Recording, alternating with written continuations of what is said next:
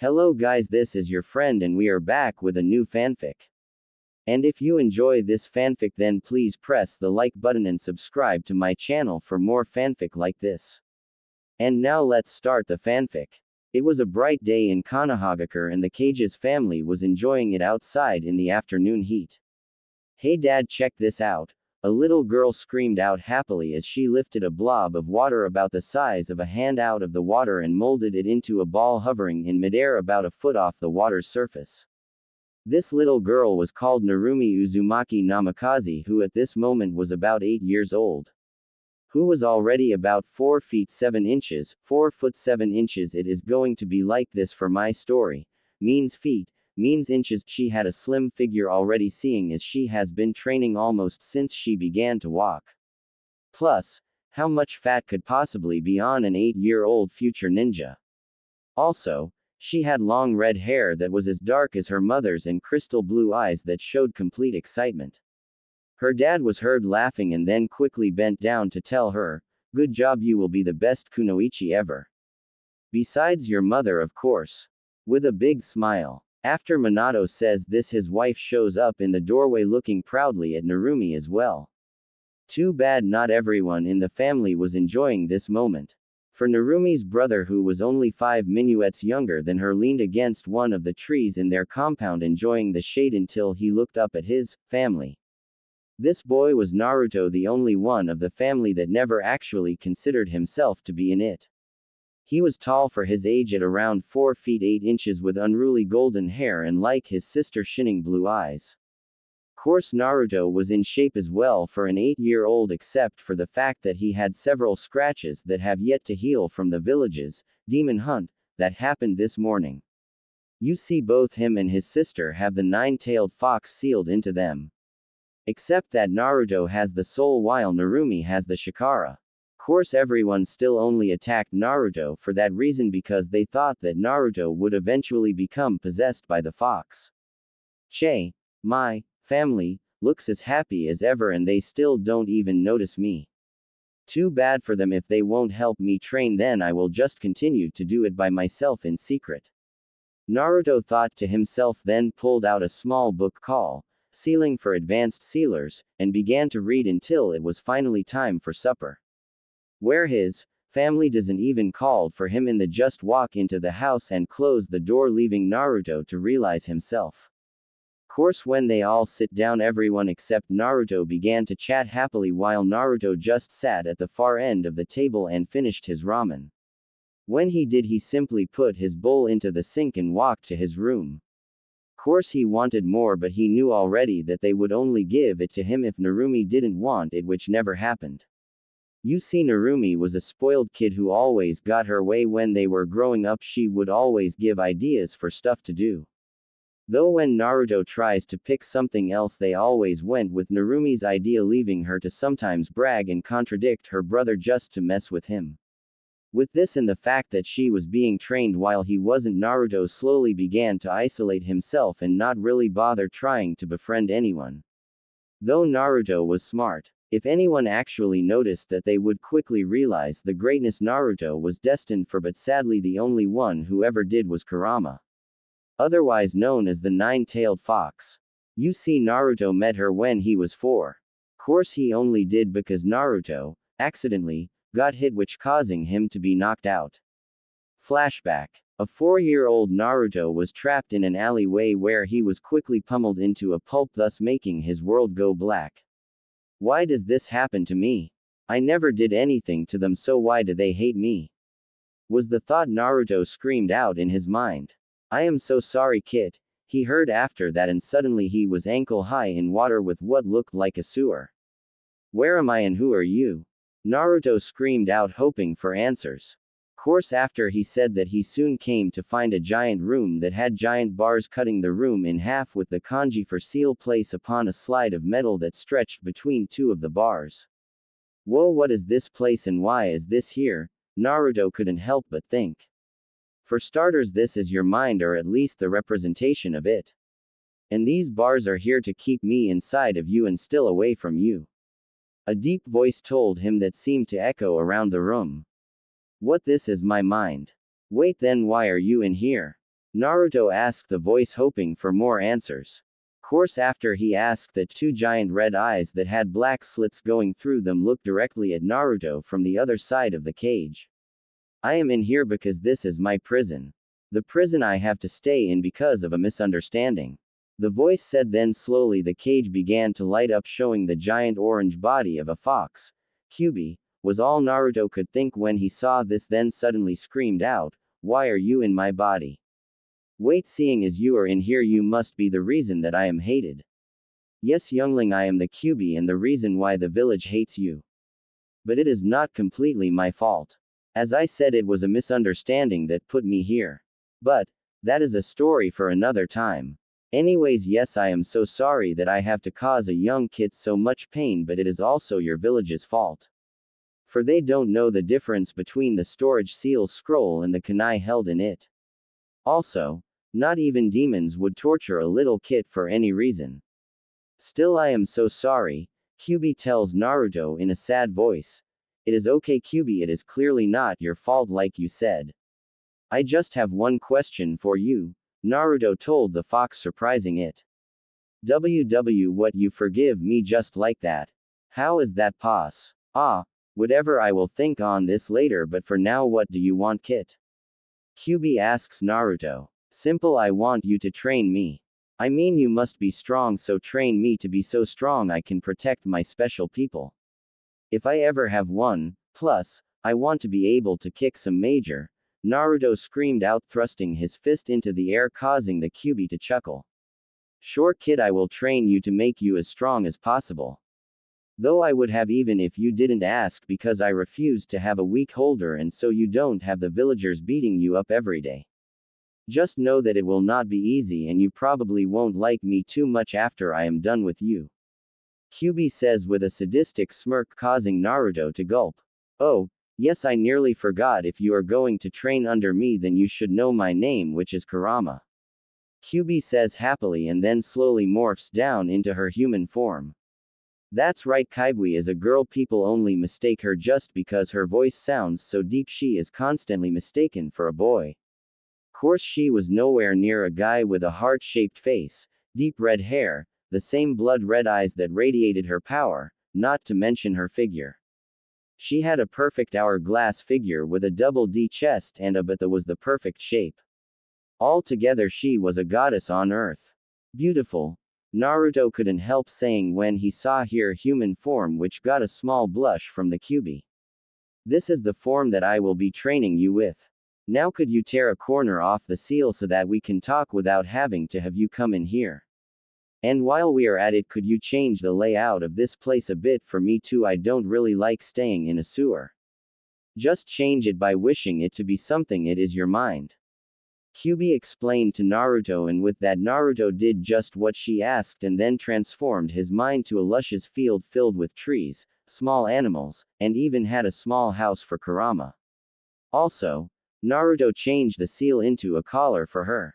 Much to Naruto's displeasure, seeing as he wanted to get rid of it completely but needed the key if he wanted to get rid of it without killing them both. And after he did that, he went back into the real world and slowly made it back to his house. Such a good kid, it is too bad this village can't see him for the kind and smart person Naruto-kun is. Wait, did I just say kun? No, I couldn't have. Anyways, I wonder if I should tell him about what will happen if his sister uses my power. Oh, well, I guess there will be plenty of time for that later, I guess. But I just hope that I can train him enough before it happens. Kurama thinks as soon as Naruto left, then began to explore her new cage. Flashback end. For anyone wondering if first flashback is still on in this chapter, and because I thought it would be funny. Naruto was always in his room when he was inside of the house. For it was the one spot where he had his own realm besides in stories. You see, seeing as his parents were always fussing over Narumi and her stuff, Naruto pretty much could do whatever he wanted to his room because no one besides him entered it. So Naruto just sat down and relaxed. It had been years since he started to train with Kurama, and she was a very psychotic teacher. Though thankfully nothing was done that would stunt his growth, so he was stuck doing push-ups, sit-ups, running, squat thrusts.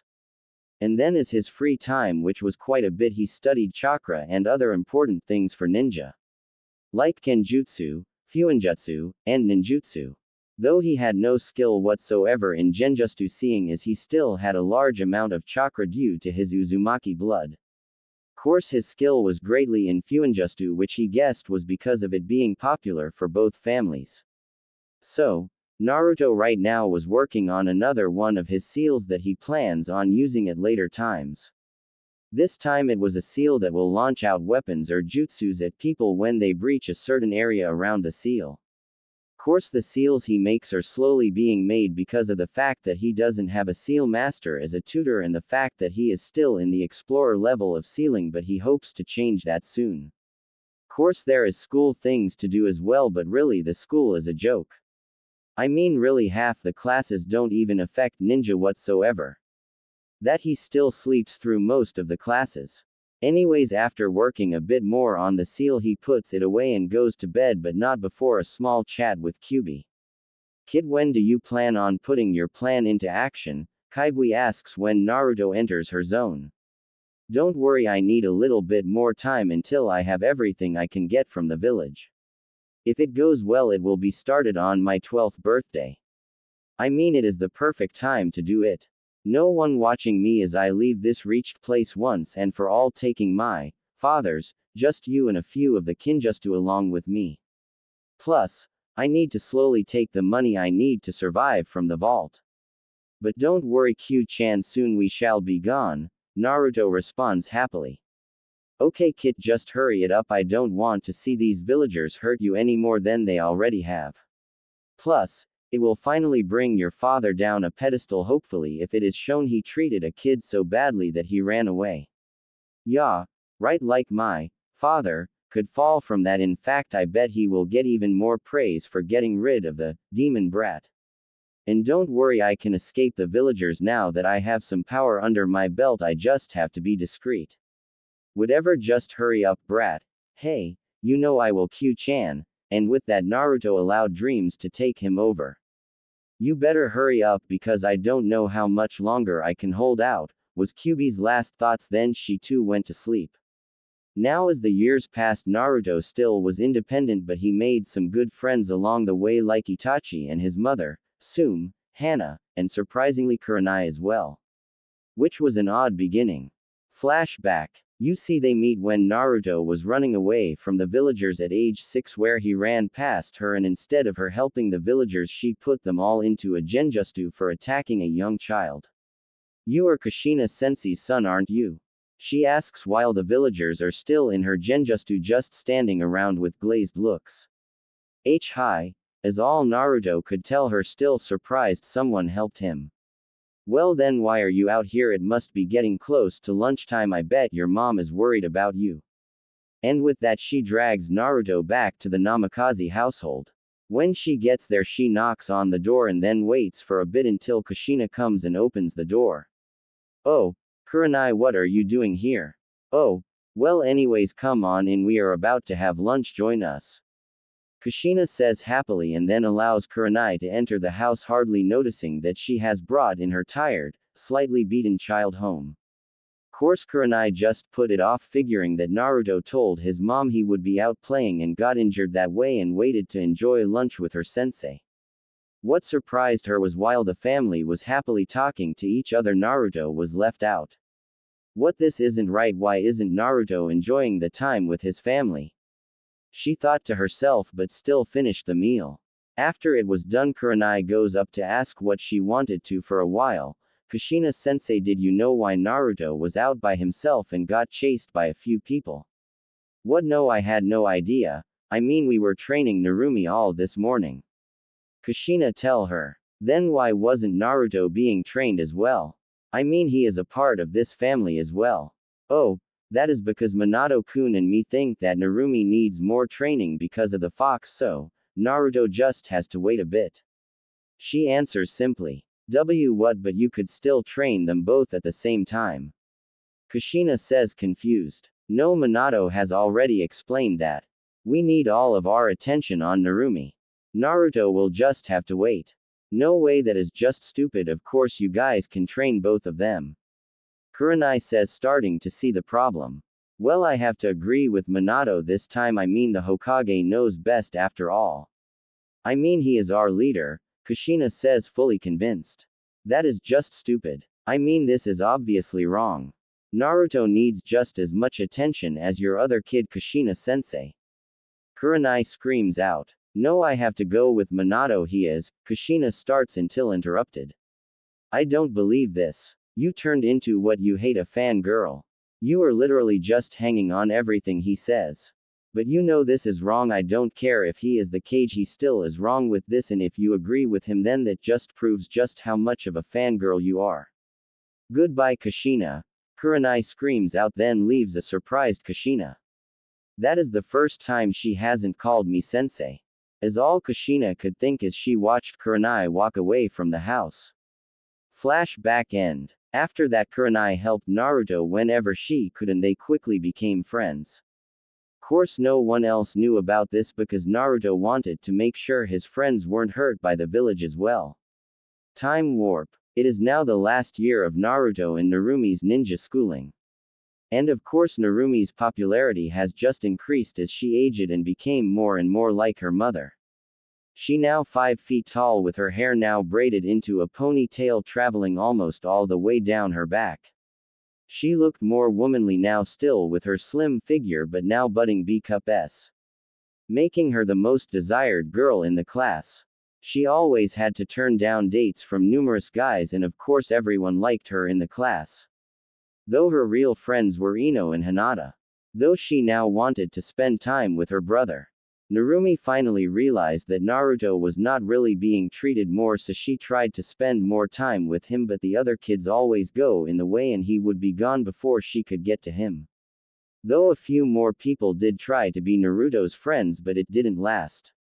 For they only became his friend to try and get his sister to notice them more, so when Naruto found that out, he quickly ignored all of them and from that point on just stayed to himself even more, making him the only one who didn't try to go for what the class calls the three goddesses, meaning Hinata, Ino, and Narumi. For all three of them have become quite beautiful for their ages, but sadly they never dated anyone, leading a few people think that they went the other way and were secretly dating each other but had no proof. By the way, both Hinata and Ino looks just like they did in the anime class. Just that Ino is not a hopeless fangirl and Hinata is not as shy. So, what is your plan this time, Narumi? Ino asked. Course she just answered with a heavy sigh, saying, I don't know, all my plans have failed thanks to those stupid boys getting in the way. I don't even know if he will accept it anyway. I mean, what if he hates me already for totally ignoring him for so long?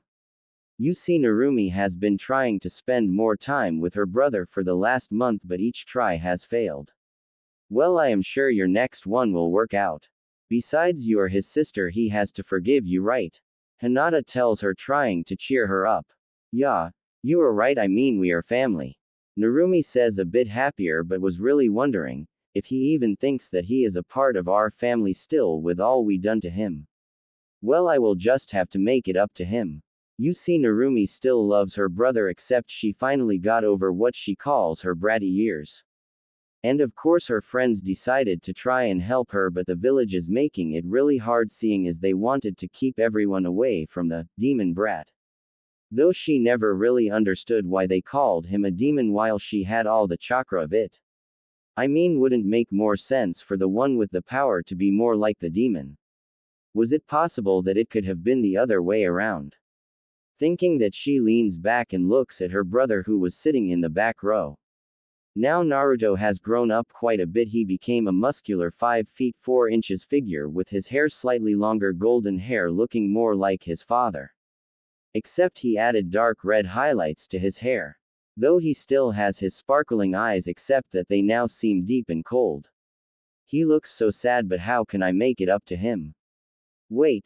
That is it, let's see if I can get this to work.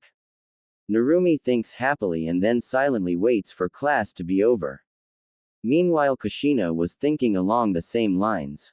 She was shopping at a random store and she decided to buy something for both of her kids. I know Narumi would love this, grabbing a scroll on a new water just you. Okay then now for Naruto.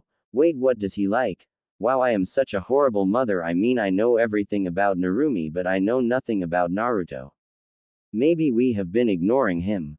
Well, I will change that. We are going to start training him in the family styles. Yes, that is perfect. We will start him on their birthday in 2 days. And with that, she walked out of the store after grabbing a random ninjutsu scroll and went to find Minato. Minato was sitting at his desk thinking of his family, or more importantly, the way it is not complete. I told Naruto I need to train his sister first, but right now she is really good in the styles. Plus, I am sure it will put him back into the family because we kind of were leaving him out of the group. So, I guess that I can tell him it will be his birthday present. Yup, that will make everything right again. I mean, who wouldn't want to learn our clan's skills? Minato thinks happily, then looks back to the paperwork he has to do still. Now let's see another one of the civilians' cases saying that the demon hunting group should be released from punishment due to service to city. He read out loud, then with a sigh put his approval on it.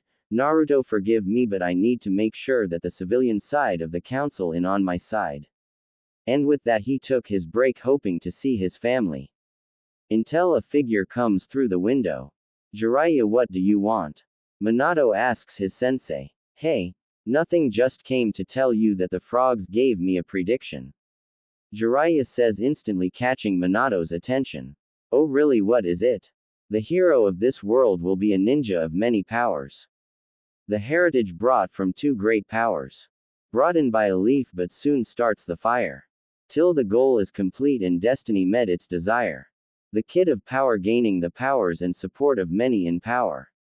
Till their time comes and they put in the power. Soon shall be the end of the world we know. For a new time is on their shoulders. Brought up from the dark of the world, soon the light shall breach and beat. Jiraiya reads off of a scroll he has and then put the scroll away.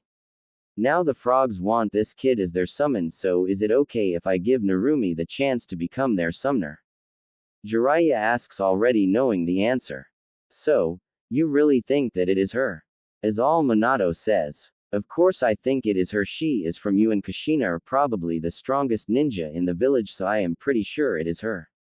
I mean, who else could it be? He said like it should be obvious. Whatever, if you want to go ahead and give it to her if you want, but it is her choice to actually sign it. And with that, Minato finished his work a bit more and left for his homemade meal.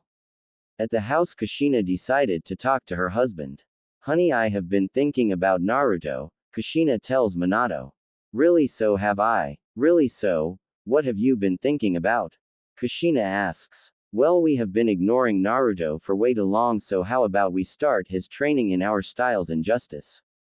What do you think? I was just about to suggest the same thing, so let's just wait for the kids. And with that, they started to make dinner together until they finally heard the door open up. Hey mom, dad, I am home. Narumi says loudly. Welcome home, honey. Do you know where your brother is?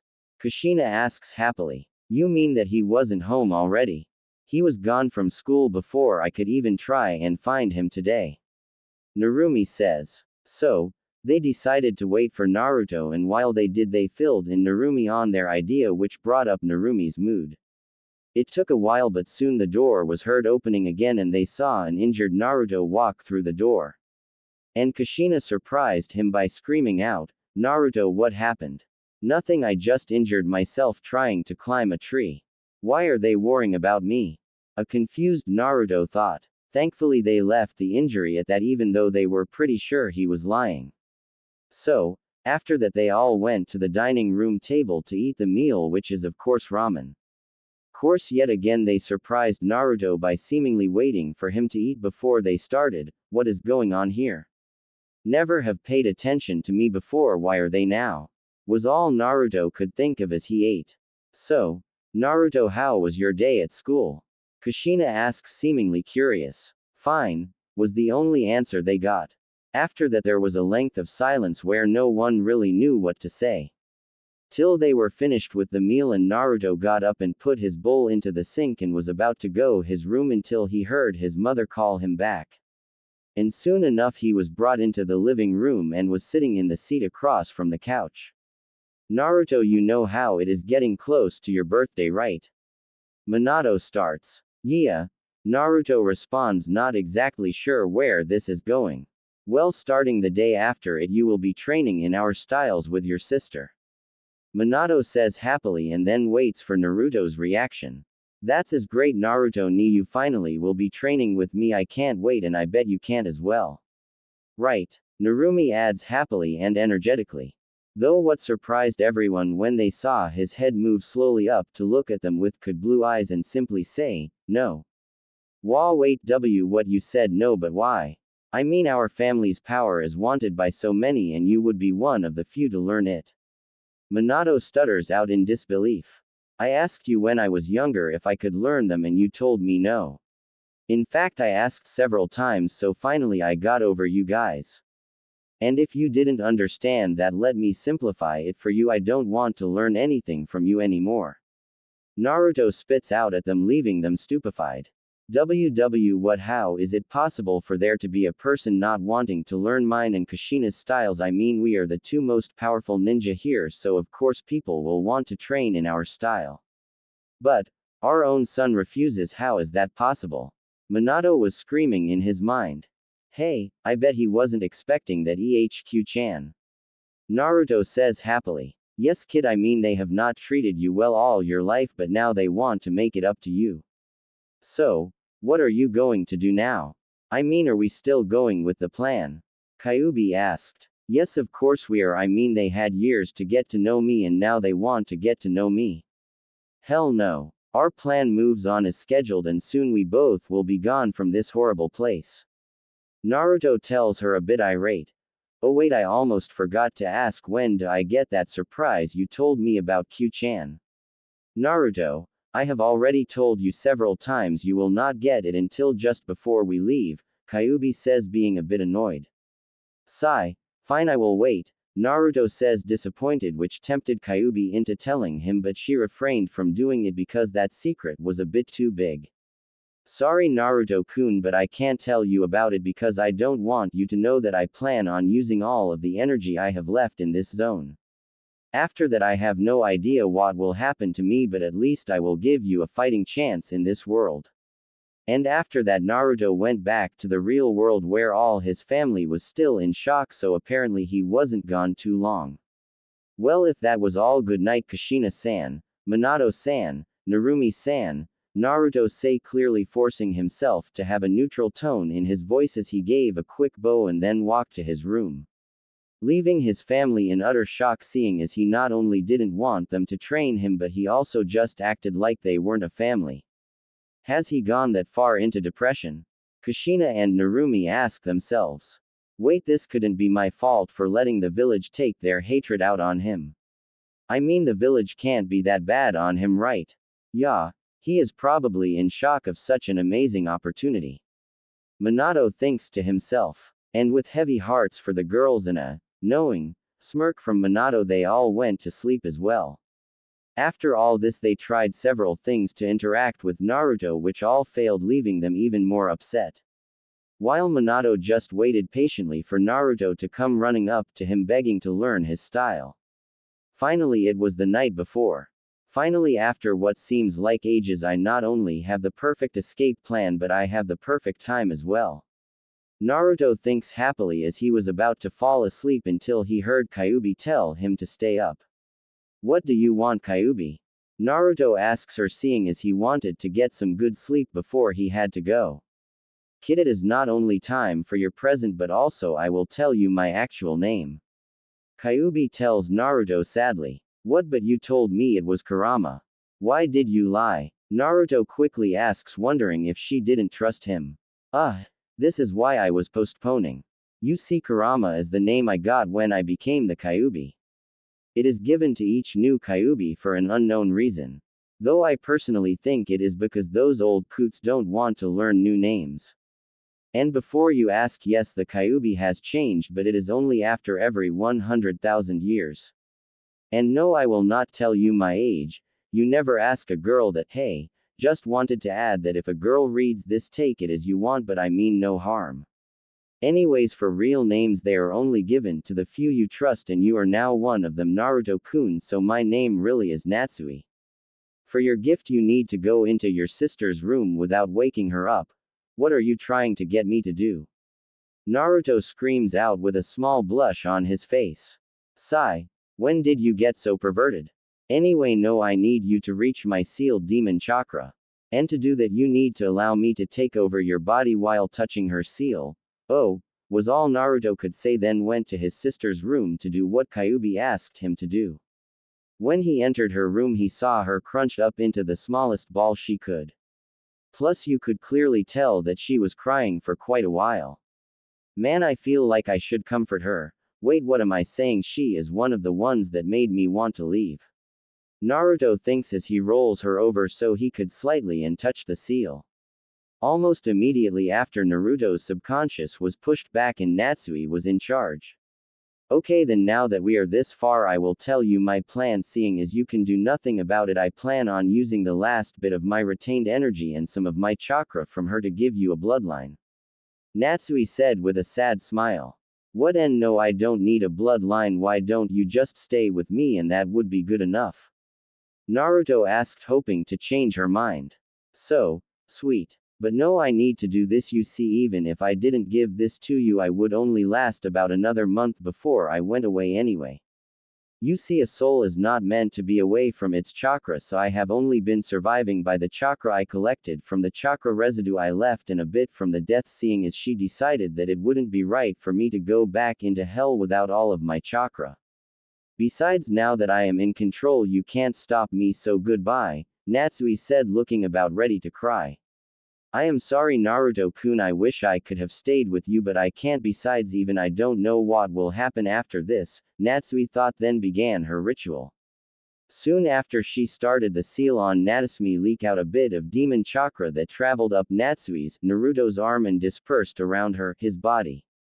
After about 5 minutes of this, Naruto started to feel the energy pool up inside of him, making him feel his chakra coils increasing and his very DNA being transformed. Though it was not the easiest thing to go through, so in his mind Naruto was screaming in pain as he felt the chakra burn at his very essence, changing everything so slow that it seemed like an eternity. Till finally it stopped. And Naruto finally looked around Natsui's room, which was quickly crumbling away, and on the other side of the room was a semi-transparent Natsui. Natsui, please don't leave me, Naruto says, tearing up. I am sorry, Naruto-kun, but I had no choice. It would have come to this eventually, so why not when I can give you something for it? Now don't get sad, I have managed to unlock the Uzumaki's rarest bloodline, the Rinnegan.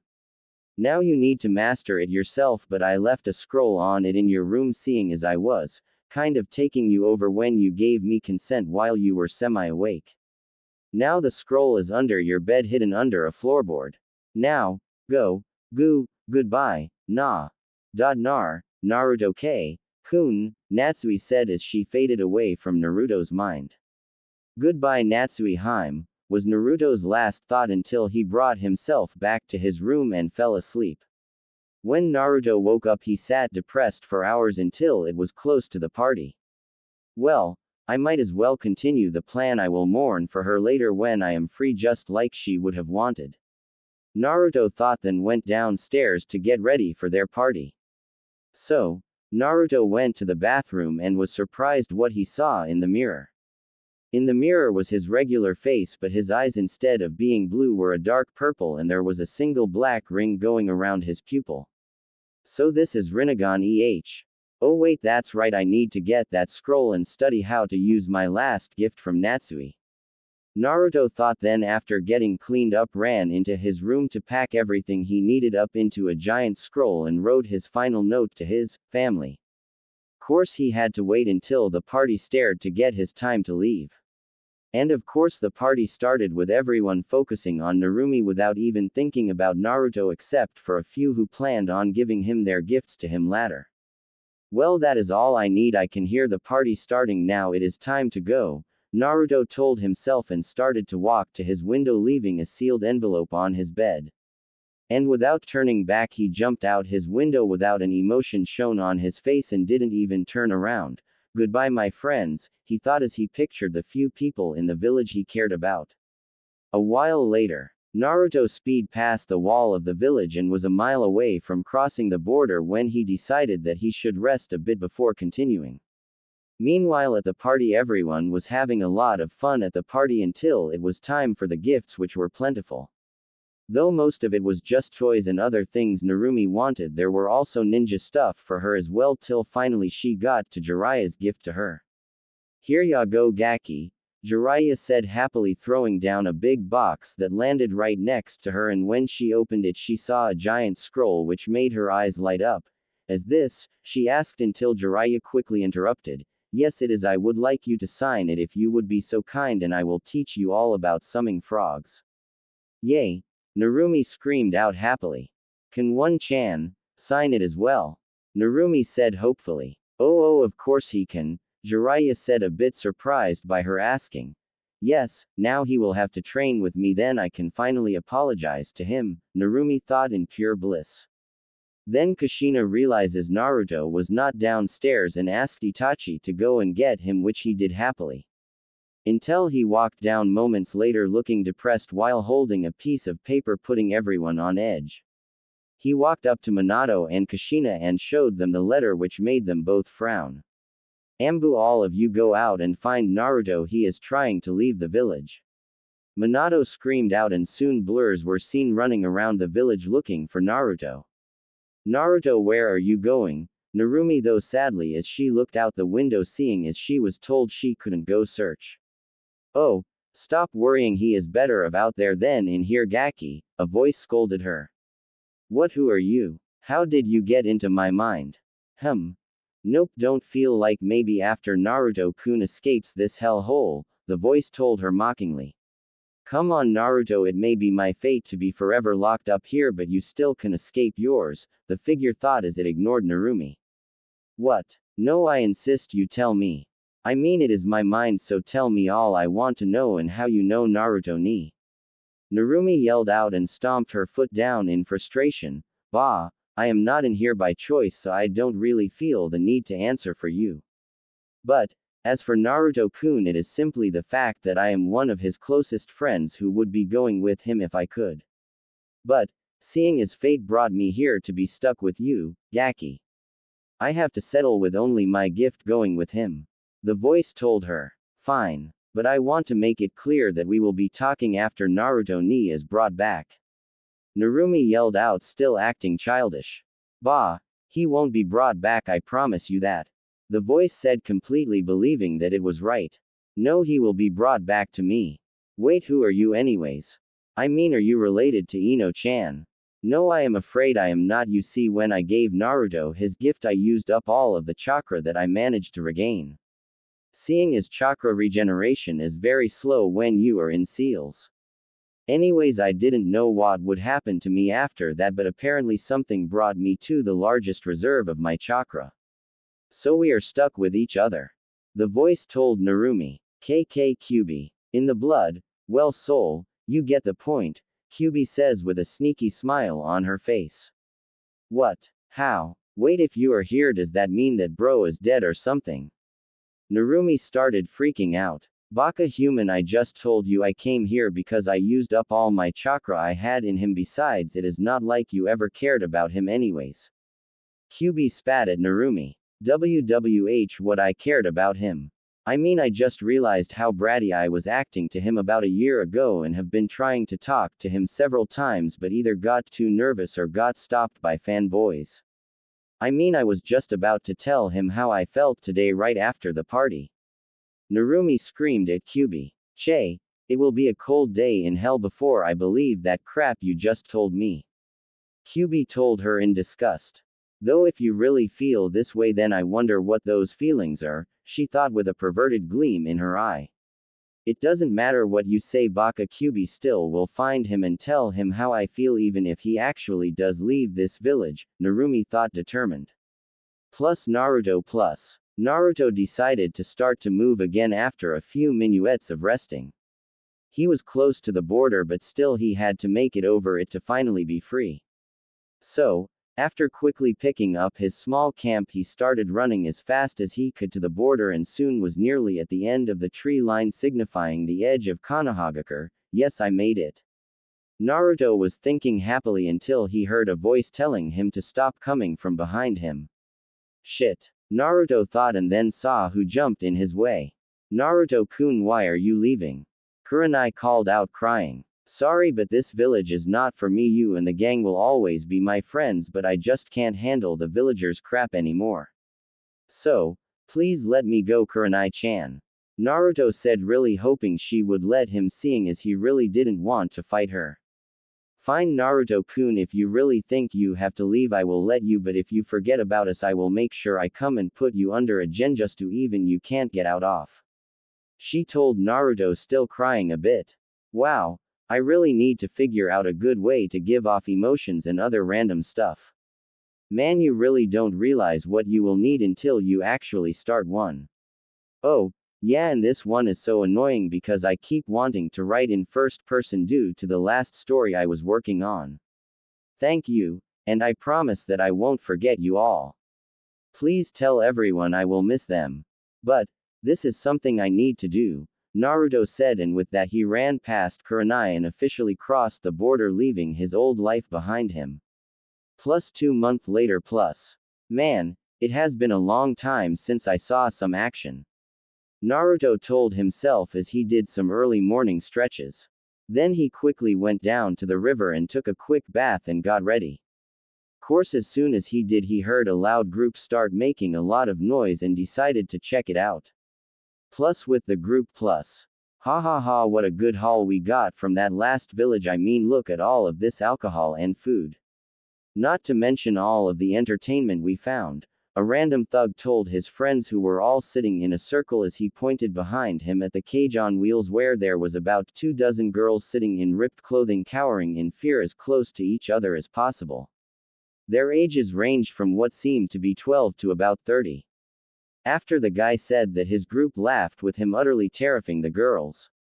Oh, no, why did this happen to us? One of the girls whispered to herself while holding her legs close to her body. Shish, don't worry, I am sure some knight will save us, just like in the tales we were told. Another of the teenagers whispered to her. Bah, you can't hope for that, girls, just face it, we are going to live the rest of our lives being these sleazeballs' personal toys. One of the older ones whispered rather coldly. And with that they all started to whimper a bit until a bottle shattered on the bars. Hey, shut up in there, we will give you something to make noise about later. One of the guys said with a lustful smirk on his face. Actually, I think I am going to go for the first pick if you guys don't mind, one of the other guys tells the group, then opens the cage and pulls out a 13-year-old from the cage by the hair and began to walk out into the clearing a bit more. He then threw her to the ground and told her happily, you better be ready for your wood to be rocked. And was about to go up to her when he suddenly found a kunai piercing him between his eyes, immediately killing him, leaving him to fall on a screaming girl whose eyes were open in shock and horror. What the just happened? One of the other guys screamed out when he saw his teammate die. Then he saw a figure come out from on a tree. Huh, that must be the that did that, let's get him. He screams out, and then they all go after the figure. Plus Naruto Pav plus. Naruto was in a tree watching the group drink and looked on in utter disgust. Then he saw that they were dragging out a girl and decided he need to help, and with that he threw his kunai at him and hit him dead on right between the eyes. And with that he ran into battle. Course he was a ninja, so they didn't stand much of a chance, so he just went right into them holding 2 kunai. And just started to slash at them. Right when he got up to the first one he ducked under a sword slash aimed to cut him in half. He then stabbed upward and pierced through the man's throat, then he ran up and stabbed 2 more in the heart. Altogether he slaughtered the entire group without getting injured at all. I don't know why these thugs wouldn't run, I mean they saw me kill all their friends, why didn't they? Naruto asked himself, then began to walk through the camp to get to the cage. Halfway to the cage a man randomly jumped out from behind a tent slashing with his katana. Shit. Naruto screamed out as he tried to dodge the attack, but due to the close quarters he got a cut across his chest. Course that guy didn't last long, seeing as he soon found a slash on his throat, finishing him off. Damn it, I got too careless here. Naruto complains to himself. After that guy was dead, Naruto examined his wound and found it was nothing serious, so he went to the cage quickly. Course the girls didn't know what to think about seeing this guy kill all of their captors. Course the only one that could do anything finally got out of her surprise and grabbed a katana from one of the dead thugs. Stop, I will not let you harm my friends, she stuttered out, clearly thinking she was about to die. Wow, I don't know why I jumped in front of him, I mean I could have ran. No, I would never forgive myself for at least trying to help my friends. Oh, well, I guess we all will share the same fate again, she thought as she stood in front of him. Course he did what none of them expected, he laughed at her. Why are you laughing at me? I am serious, I will kill you if you try anything. Ha ha ha, you actually think I am going to harm you? No, I just hate people like that. Here, let's unlock your friends and bring you to your village. Naruto asks her while spinning the keys on his pointer finger. What? All the girls scream out in surprise. Kaus Naruto used that as time to walk past the girl with the sword and opened up the cage. So, come on, let's search here for some equipment, then get going. And hopefully we can find some clothes for them, Naruto thought to himself with a blush. Eventually the girls got over their shock and figured they had nothing to lose and ended up just looking around with Naruto. And they looted all of the food, weapons, medicine, and clothing. So by the time they were done, all of the girls were in a bit more covering clothing, except it was all too big for them, so they really just wore the biggest shirts as dresses. Mr. Naruto Uzika's, Naruto told them. Well, Naruto-san, I found a medical bag, so how about I take care of your wound? One of the older girls asked him. You see, after getting to know Naruto a bit, they began to trust him a bit more. Sure, that would be great, Naruto said, and then took off his shirt, which made all of the girls blush a bit when they saw his chest. He is hot, as all that went through their mind. Course the one of the girls quickly ran up to bandage him up, blushing even more than ever being so close to him. Course after Naruto has bandaged up and everything around camp was picked up, including the bodies which were burned up with a fire. It was already getting late, so they all went into the remaining tents and fell asleep. Man, I wish I could see Natsui-chan again. I wonder what happened to her. I hope she is still okay, but I guess I might never know, Naruto thought, and then went to sleep. When Naruto woke up, he tried to move and found his arms had something heavy on it and looked to find two girls with their heads on his arms. What the? I don't remember getting into bed like this, Naruto thinks to himself, and then found the girls starting to wake up. What happened here? Naruto asked groggily, making both of the girls get a bright red blush. Well, you see, we heard rustling in the forest and got a bit scared, so we came to get you and sort of accidentally fell asleep again. One of them told him. Please buy it, I really don't want to tell you that, we just wanted to thank you for helping us and found you asleep.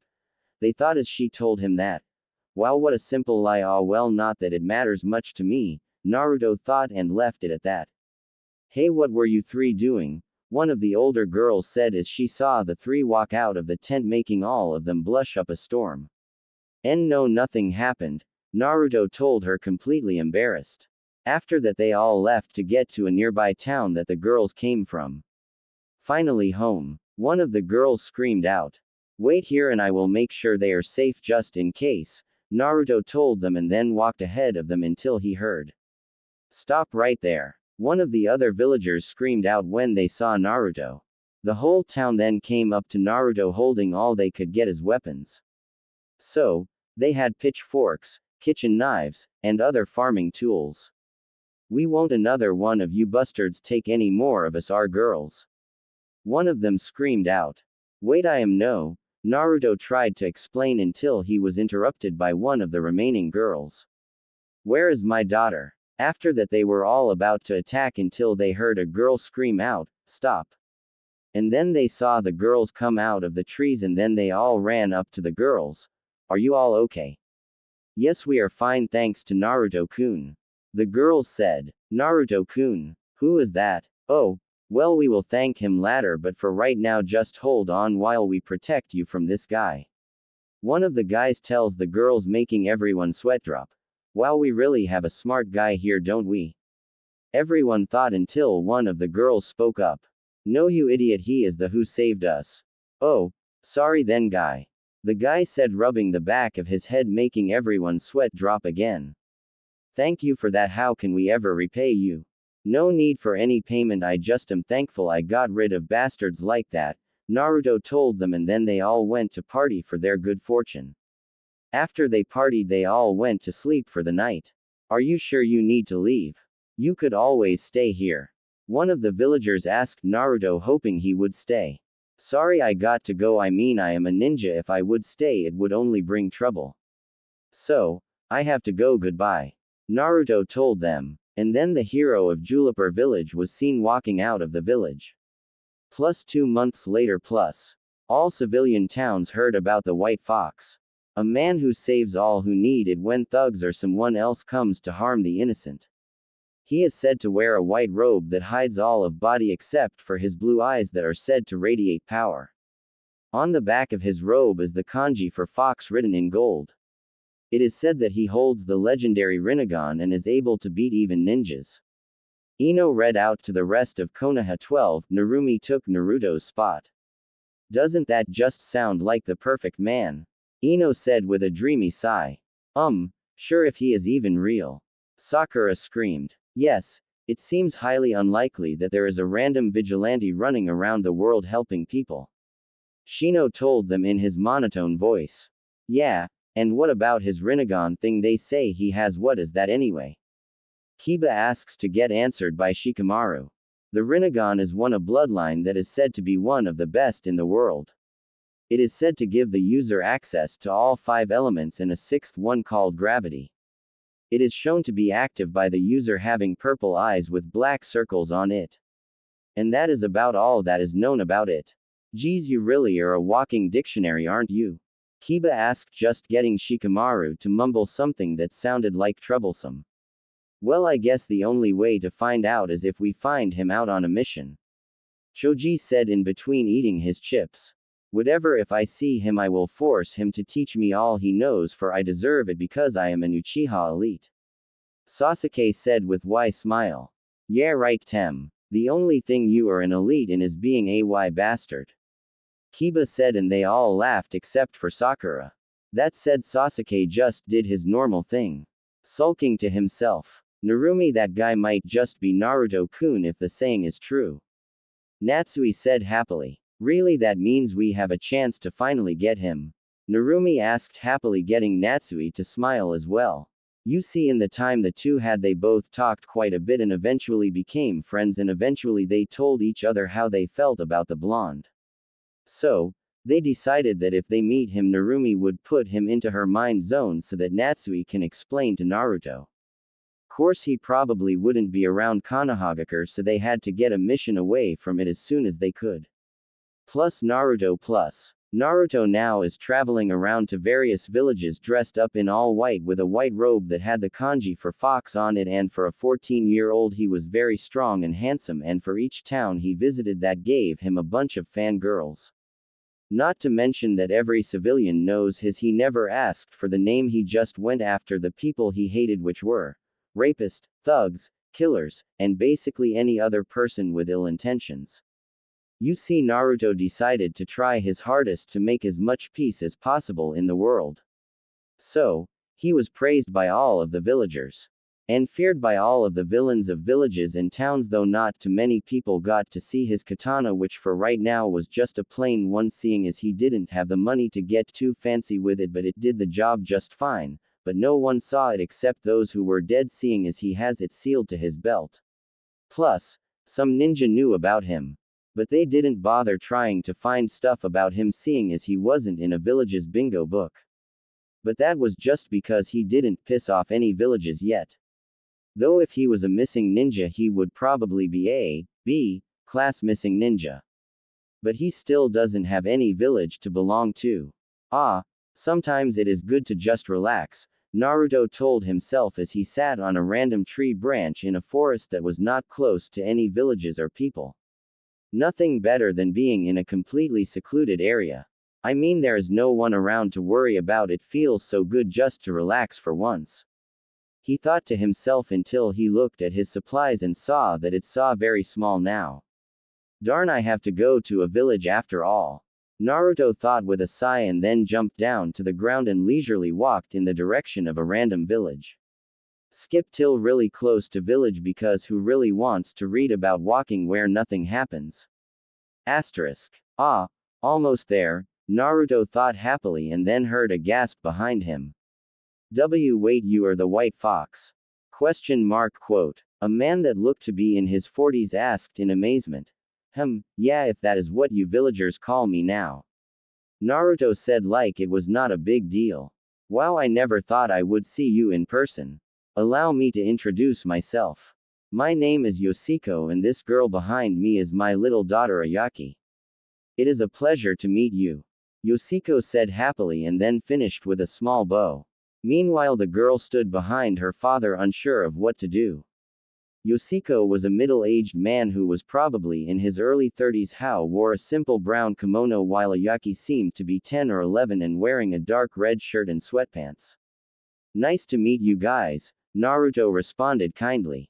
So, what are you going to the village for? Yoshiko asked. Nothing really. Just getting low on equipment.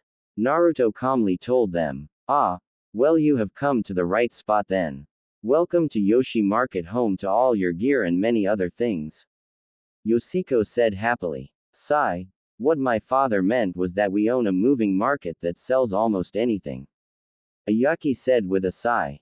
Ah, well sure I guess, but may I suggest waiting till you get in town to try and sell someone something? Naruto told them with a small smile.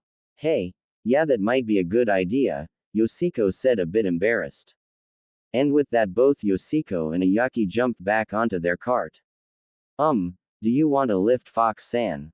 Ayaki asked Naruto. So, with a shrug, Naruto just jumped onto the top of the cart. Oh, and you can just call me Naruto by the way. And with that they began their friendship. Plus 1 month later plus.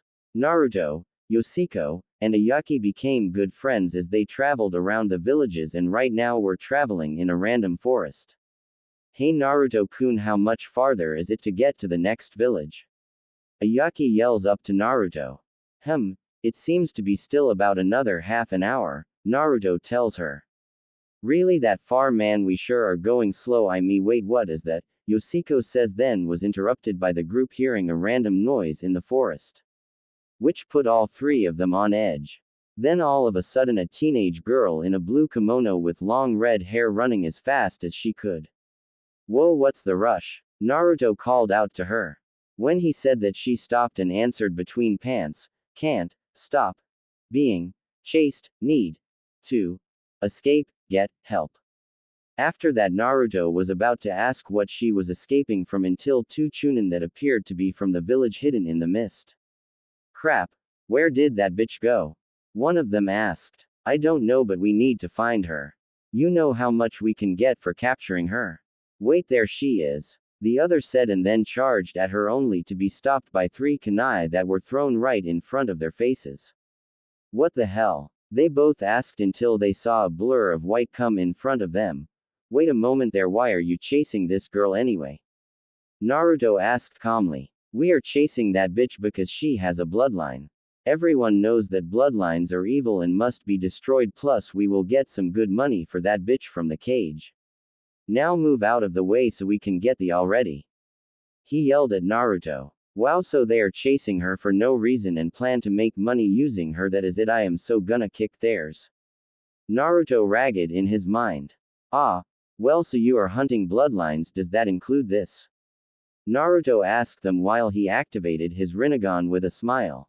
Yes, exactly like that. One of them screamed and then started to do hand signs.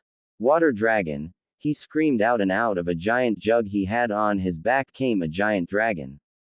Seeing this, Naruto didn't even blink but just put out his hand and screamed, "Divine push," and the dragon hit the force of gravity and blew up. Which surprised both of the guys, so, while they were still in shock, Naruto held out his sword in one hand and held out his other hand beside the hilt. Divine pull, and brought one of them to his sword. Squelch. The man still had the look of surprise on his face as the sword pierced through his rib cage, killed him. After he died, Naruto let him slide of his blade and looked at the other one, which had a look of pure horror on his face. Shit, as all the guy could think as he stumbled a bit, then ran as fast as he could away from Naruto, who let him run to check on the girl. Course before that he simply looked up to his traveling companions and apologized for them to have to see it. Ah, well, those guys deserved it, Yoshiko told Naruto, and with that Naruto just nodded and went to check on the scared girl. Course he couldn't help but marvel at her beauty first. The girl was about a year younger than Naruto, with a perfect hourglass figure, ample beautiful shining eyes and long red hair. She was a true beauty to see, and he couldn't help but blush a bit.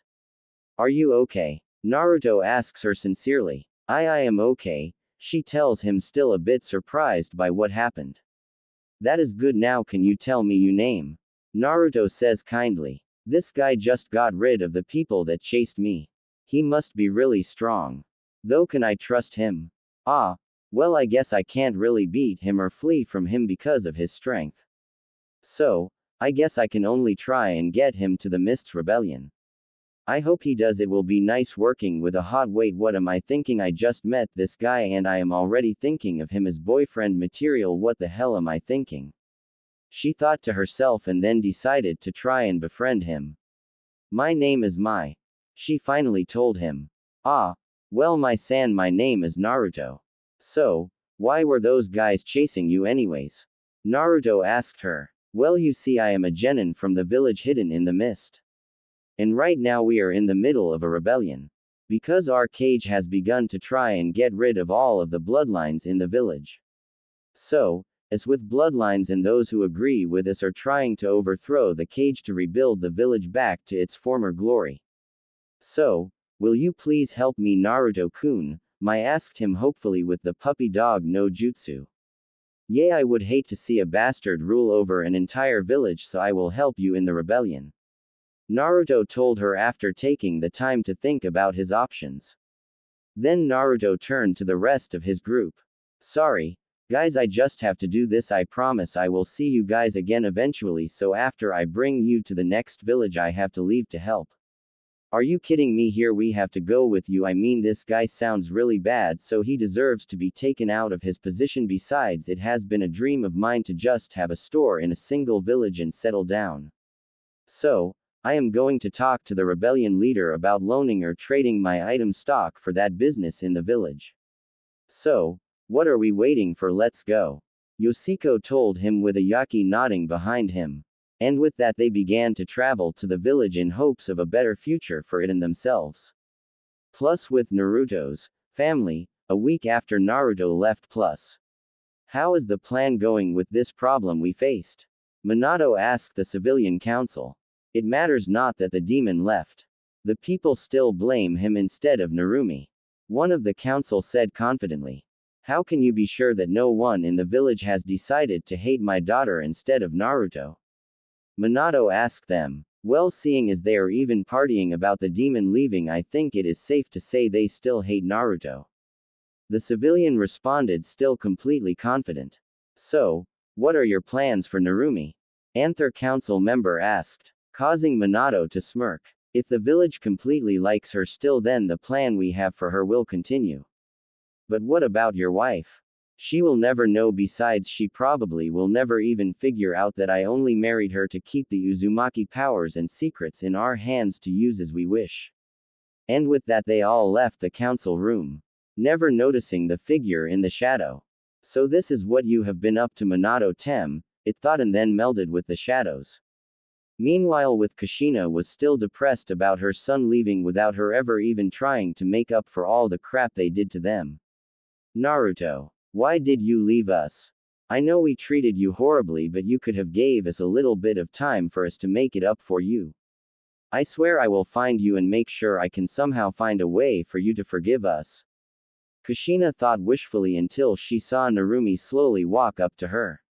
What is it, honey? Mom Kurama. I mean, Kyubi wants to talk to you, she said, a bit nervous, and with that she did a few quick hand signs and screamed out mind world fusion and then slammed her hand down on the ground. As soon as she did that, red symbols spread out and surrounded both Narumi and Kushina, and then they both entered into a zone that seemed to be a giant sewer with giant cage bars on the other side of the room. We are here now, can you tell us what you wanted to Kurama? Narumi tells the giant fox eyes that appeared when they came in. Good kid and welcome to my humble home again, Kushina. Now I have brought you both here because I think you guys need to know. When me and Naruto still were together, we searched around for Jutsu Scroll in the Minato's office. But instead of finding the Jutsu, we found something else much more interesting. Now I can't remember it exactly, but it had to do with both of you and power. So, just make sure you are careful and remember things aren't always what it seems. Now I am not giving this information to you guys because I like you, so don't get me wrong, I am giving it to you because Naruto-kun thought you had to know this even if he wasn't exactly happy with you guys. But, let me tell you, I won't be telling you anything about Naruto, and I won't be helping in any way unless you guys somehow manage to gain my trust. Will be hard seeing as you treated my Naruto-kun so badly. Natsui told them with a bit of a snarl. What, no way, I can't believe this, but I might as well look. I mean, you never know what we will find, Kushina said while secretly only planning to do it just because it is the last thing Naruto might have wanted to tell them. And with that the search began to try and find proof in the Kyubi's words. Plus 1 month after Naruto left, plus Kushina and Narumi have searched for about 2 weeks until they found something interesting in Minato's private study. It was just a small scroll that was in a small hidden compartment on the bottom of the desk that had a scroll hidden in it. Though the fact that it was hidden didn't really bother them. What bothered them was what it said. Dear Minato, we have found that there is truly no way to find Naruto, so it will be impossible for him to tell your family about the plan. Now as for the plan, we need you to make sure you get your family to do what we want them to and keep them from being suspicious of anything. And above all, just remember the plan. From a non-civilian council member. What is this? A plan that he is purposely trying to keep hidden from us? Natsui was right. Narumi angrily whispered at her mother. Yes, now we need to find out what this means. After all, we can't get too mad at something we have no idea what it is. For all we know, this could be something we are completely overreacting to. So we need proof, Kushina whispered back. And with that they doubled their effort to try and find the secret plans. Course they were getting nowhere in the house, so they had to search the actual cage tower. But how are we going to search in there? Isn't there always at least one Anbu in the room at all times? Narumi asks. Just for her mother to just smile and say she has that covered. So, the next day when Minato left, they entered the room and Kushina whispered in, Tsuyoshi, how are the clouds looking today? Causing Narumi to just stare at her in confusion until a man showed up right in front of them. This man was very tall, at about 6 feet 4 inches, with bluish-green eyes that seemed to stare into your soul, dark blonde hair that seemed to be almost brown, and his mouth covered by a black scarf wrapped tightly to his, wore a black Anbu-style shirt and pants. Though the most impressive part of his outfit was the giant sword he had going across his back. Think Zabuza's blade, just more like a regular sword's look to it. But altogether he looked intimidating and very strong, judging by his looks. Who is this? Narumi asks when she saw him. This is one of my old students who has always been one of my most trustworthy friends. I mean, he is practically family to me, Kushina told her happily, causing Tsuyoshi eyes to light up a bit in happiness. So, you are going to let us search in here? Narumi asks. Yes, as long as you make sure that it looks the same. I don't want to get in trouble, but I have to help Kushina-sensei when she needs it, Tsuyoshi told them in a rather neutral tone of voice. Thank you, Sui-kun, Kushina says and then walks by him to begin to search. They searched for about 30 minuets thanks to Kushina's scanning jutsus until they found a secret scroll that looked suspicious. So, Kushina used her skills in seals to crack the seal and began to read after decoding it. Plans for Uzumaki Kushina and her daughter Namikaze Uzumaki Narumi. Seeing as the Uzumaki clan is so strong, we must make sure that it stays in the Hidden Leaf Village. This must be done by any means possible. Right now we are working on having our top shinobi, Minato Namikaze, seduce the last Uzumaki girl Kushina Uzumaki. Also know to hold the nine-tailed fox, also making it necessary for us to keep her here. Kushina was shocked to say the least. Her love Minato Namikaze actually didn't love her. He only married her because of her power. She was mad to say the least. All that was on her mind was anger and screaming out, how dare he do that to her. Though after a while she continued to read. New entry. We have succeeded in seducing the demon Kushina, and Minato has even had 2 kids with her. Now that is perfect for us, seeing as if they were strong, and then teach the strongest ones to become weapons for us when they become chunin. Update. Naruto seems unfit to be a strong one, and now that we had to put the demon into both of them, with Kushina somehow surviving death by the extraction of the demon. Though the village needs to know what happened, so seeing as Naruto seems to be the weaker of the 2, we will use him as the scapegoat and allow the village to torture him for payback for what the demon has done. Update. Narumi is doing great, but if we are going to use her to keep the Uzumaki clan alive, we need to get her to breed with the strongest upcoming ninja named Sasuke Uchiha, but we will wait and hope that they get together without our help. Update. Naruto has left the village and managed to get past the border without getting caught, leaving only 2 Uzumaki left. So, we need either Kushina or Narumi to either breed another Uzumaki kid or donate their eggs for later fertilization. After that we can use them both for strong ninja on the front lines of battle. Also, we will try and force the Uchiha and Uzumaki kids together to just breed already. Then we can get rid of the future traitorous Uchiha and keep the others. Course this needs to be done fast, or else it might be too late. If worst comes to worst, we can always just use a few of Danzo's mindless minions. Kuchino was beyond mad after reading this course, so was Narumi. The only thing they cared about for them was breeding due to the Uzumaki's power and abilities. So, right then and there they both decide that they will no longer be with Minato and try and live on their own, but before that they had to get prepared. Plus 1 week later. After getting a document from the Fire Lord and enough money to buy a house and support them for a while. So she went to tell Minato the good news. Minato, I have something I want to tell you. Kushina said falsely sweet. What is it? He asked curious. Slap. Minato holds his check in surprise after Kushina slapped him. How dare you? You married me just to control the Uzumakis. You bastard. And even worse, you plan on allowing someone to rape your own daughter. You sick bastard, I don't want to ever see you again, and you can't touch me, seeing as I have documentation allowing me to start up the Uzumaki clan's headquarters here without someone butting in, namely you. Now goodbye Minato Tem. Kushina yelled at him, and then both her and Narumi left the house, leaving a shocked Minato standing there. Week later. Kushina and Narumi set up their clan, which was really just a house that they shared with a few of Naruto's old friends and a few of their friends, so that they all could support each other. Course with this group they don't take kindly to someone with bad intentions to come at one of them. They were immediately sent away by the rest of the group, thus having their clan being nicknamed the cold-hearted princesses of the leaf.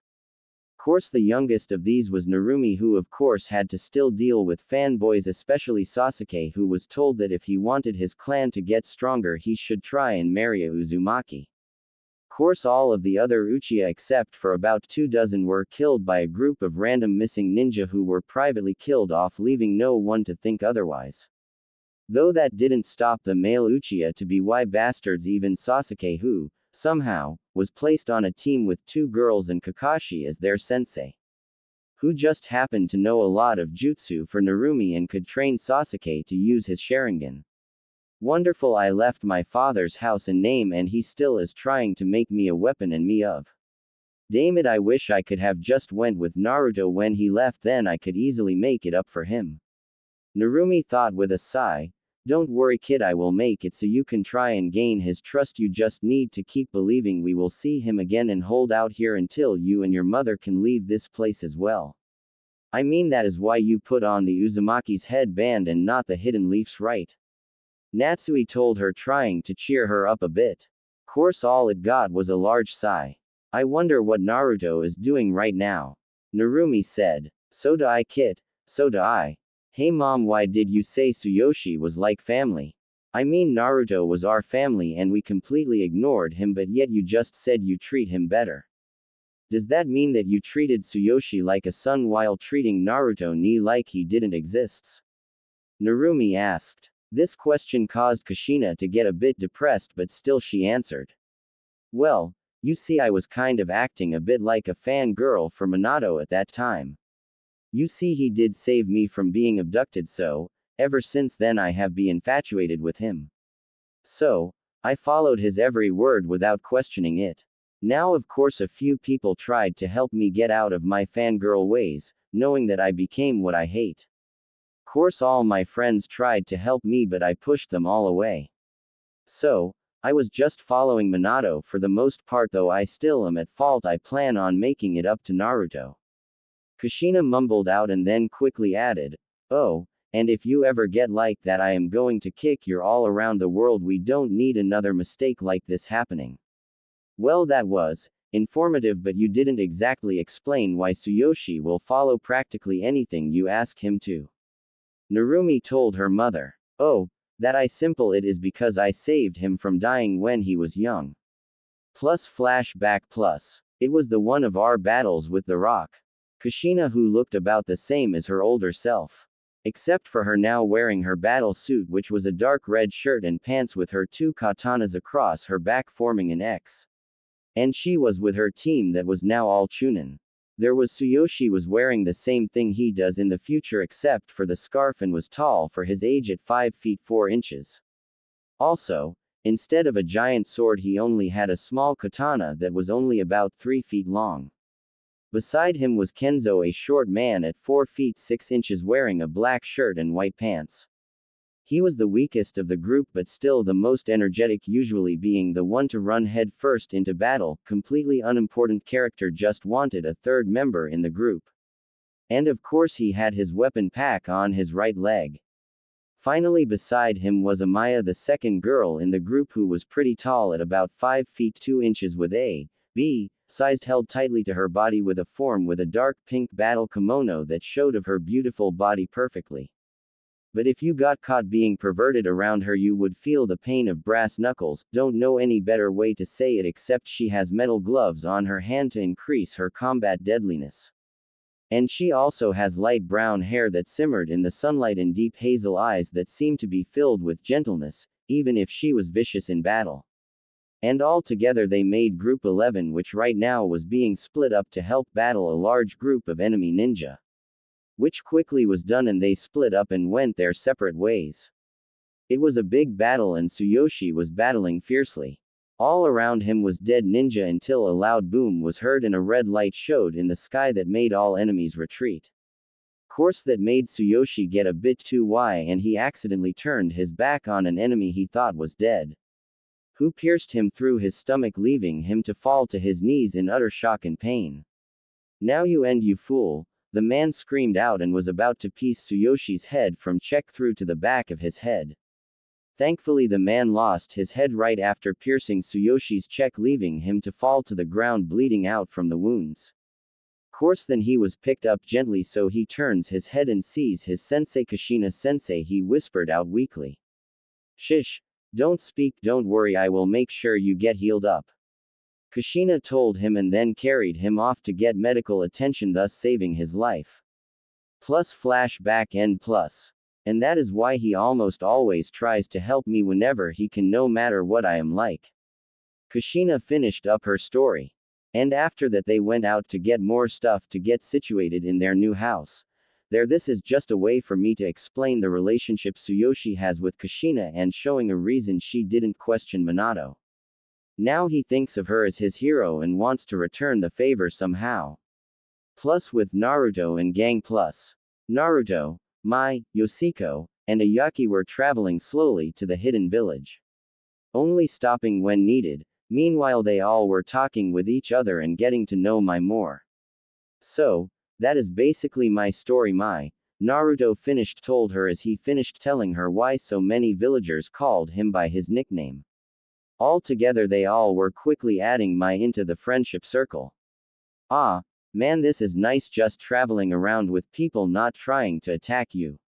Riding around and just spending time to become friends. I mean, all of these guys seem really nice, especially Naruto-kun. I mean, he is the one who saved me, Mai thought happily and then looked over to Naruto.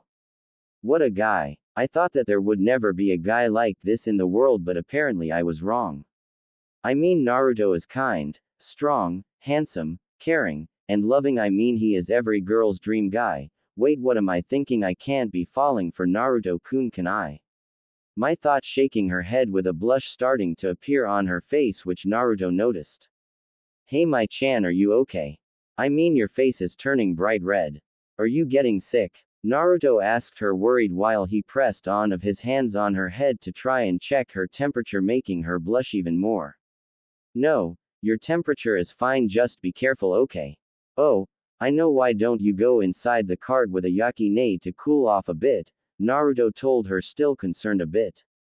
Oh, okay, was all Mai could stutter out, and then went down into the cart for some rest. Sigh. Naruto-ne might be strong in a lot of areas, but he sucks with reading a girl's emotions. Ayaki said, shaking her head with a small smile. Wait, what do you mean? I don't like Naruto-kun. Mai stuttered out, blushing even more. Course, this answer just gave Ayaki a sneaky smirk. Oh, and I suppose that you always had that much red on your face. Ayaki said. No, Mai starts, then sighs loudly. Yay, it may be possible that I might have a little crush on him. Mai says, then stares at the laughing girl in front of her. What is so funny? You are so trying to deny that you are totally in love with him. Ayaki said happily. Course, she got no answer from the now blushing Mai. Course, after that the journey continued like normal. Plus, somewhere outside of the hidden mist village, plus a group of people were in a big tent sitting around a giant table that had a bunch of maps and papers on it. Okay, so how is our troops doing? One of the people began, until another person with the Mist Village's headband came running in. Mai-sama. What is it? The speaker, who was not named as Mai, asked. We can't find Mai anywhere. The last time we saw her, she was heading into one of the small town around here. We think she was seen by a traveling loyalist. What? No, how is this possible? We need to go find my little sister. Mai screamed out. I am sorry, Mai-sama, but it is highly likely that she is caught or dead by now. It has just been too long. Mai is lost to us. The person said sadly and then left the tent. Meeting is done for now. So, please everyone, just leave and let me mourn for the loss of my only remaining family. Mai told all of the people in the room and then waited for them all to leave. After they all left, she started crying, thinking that her sister was dead. Plus, with all of the Leaf's 12 regular gang that is in the show, plus all of them were there except for Sakura and Sasuke. Hey guys, so how are you doing today? Narumi asked all of them. Great, mean mom has finally gave me a bingo book. Yeah, haven't really heard of one in a while, so if I got the name wrong, it is the book where missing ninja are posted today, so who wants to look up a few ninja? Kiba said happily and then opened up the book. I know, how about we look up that white fox guy that we talk about?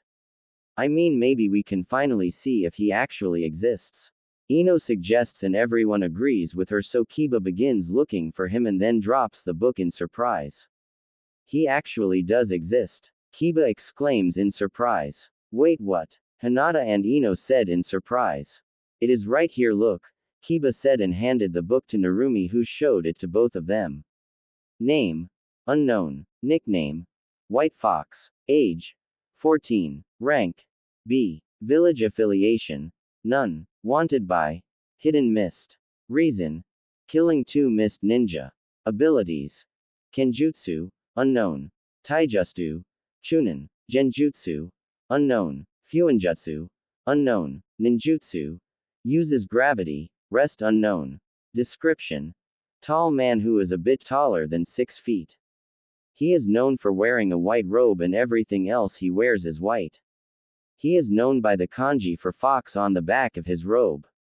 He also has blonde hair, blue eyes, and 3 whisker-like marks on his cheeks. This guy is known to strike down people close to villages and people are advised to be careful around him. Advice for fighting: watch out for his bloodline for he is stronger with it. He is no afraid of killing people and other abilities are unknown except for him being able to use gravity to his advantage. Reward: 400,000 ryo. I am putting 100 ryo equal to $1. This guy is impressive. I mean he is our age and is not only has killed Chunin level ninja but also has a bounty. I mean what if we have to face him, just how badly will we lose to him? Shino told the group in a voice that sounded like it had a hint of surprise in it. What are you saying? I bet we could kick his. Kiba yelled out. Get real, this troublesome guy could probably kill us all, Shino said in his normal lazy voice. I bet if I take care of this guy then Normie, Ino, and Hinata will all be impressed with me and want to be with the strongest guy of our group. Kiba thought with a bit of drool coming out of his mouth. Oi, Mud, you better not be thinking about any of us girls here or we will kick your, Ino said angrily when she saw Kiba. Which quickly brought him out of his perverted daydream. Naruto is making a name for himself that is good. That means that he is strong enough to take care of himself. Natsui told Narumi. Yeah, you are right about that, but now he has to deal with hunter ninjas, so I am still worried about him, Narumi responded. Don't worry kid, he will be fine I am sure, Natsui told her. Plus with Kurenai plus. Kurenai is now friend S with Kushina again after a very long talk. She even was searching a bit for Naruto on her missions. Course right now she was looking into her bingo book and saw the description for the white ghost. She could only think of Naruto, so this is what Naruto has turned into. Hopefully the civilian council and the Hokage, she thought, and then shut her book and remembered what she heard from her, investigating. Plus flashback to right after Naruto left the Leaf Plus. Kurenai was hiding in the council chamber corner under a high-level genjutsu that only a true master of genjutsu will be able to discover and get rid of. So, she was safe from 90% of the Anbu. And as she suspected, all of the civilian council and the cage came in, but the shinobi council was nowhere in sight. Okay, let our meeting start. One of the council members said. Okay, then how is our plan effected with Naruto leaving the village? Minato asked them. Well, you see, the fact that Naruto was just the scapegoat of all of the negative feelings people had of the demon. We have lost nothing really. I mean, the village is celebrating and seem to not care that Narumi still has the power of it. So, he is still a perfect part of our plan because he still is keeping the weapon safe from them and still allowing us to easily give her to any powerful shinobi we want. Oh, and just to tell you, we are completely sure that the Sasuke wants her. One of the civilian told Minato. And after that there was a long meeting that was entirely about them gaining more power in the village. Then they finally all left and Kurenai finally let go of some of her genjutsu and melted into the shadows to leave the room. Plus flashback end plus. I am afraid that this village is more corrupt than any of us could guess. Thank Kami, I told everyone I trust about this. I mean, this is something that we all need to know, I think. I mean, it might ruin our village, but how will we get rid of it? Oh, Naruto, where are you? We could really use your natural smarts here. Kurenai thought and then went to do her daily activities. Plus Naruto and gang plus. How far away are we now? Naruto asked, seemingly bored out of his mind. Not too much farther, I think we will only have a few hours of travel left to do. Yoshiko told him. Really, this is taking forever. Ayaki screamed out with my nodding in agreement. You see, after them traveling for a full 10 hours everyone was getting a bit irritated. Still they continued until they were only about a half an hour away from where I told them the base was. So, They decided to go to sleep and finish up their trip in the morning. May, so I will finally get to see you again tomorrow. I wonder how you are doing. Are you sad about me being attacked? Do you think I am dead? How close to winning are we? How will you react when you find out about my feelings for Naru? Wait, what am I thinking? Oh, well, I can't wait to see you again, sister. My thought, and then fell asleep. In the morning, they all got back on the cart and went to the base. Course, when they were only 5 to 10 minuets away from the base, Mai told them to be careful. Why? Ayaki asked her. Well, you see, the rebel bases can't really be too hidden, seeing as we all know the territory, so we keep a lot of guards around to protect ourselves. So, if we do meet one, I will be the one talking, seeing as they already know me.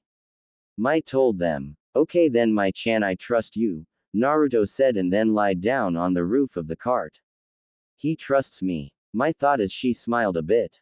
Oh, already daydreaming about Naruto Mai, Ayaki whispered to her, which just caused Mai to blush and just jump onto the front of the cart with Yoshiko. Course, this just made Ayaki laugh as she entered the cart.